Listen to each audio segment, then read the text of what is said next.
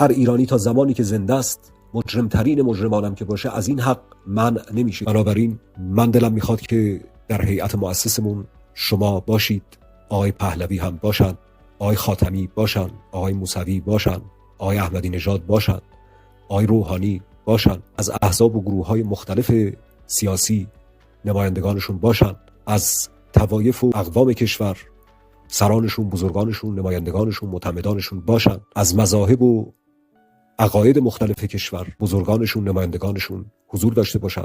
از جامعه دانشگاهی، از اصناف نمایندگانشون حضور داشته باشن. یک هیئت مؤسس شامل که همه مردم ایران رو و نمایندگانشون رو در بر گرفته باشه، بشن هیئت مؤسس شرکت ملی ایرانیان، با تفاهم و توافق بر یک اصل، اینکه ایران متعلق به همه ایرانیان و بنابراین همه باید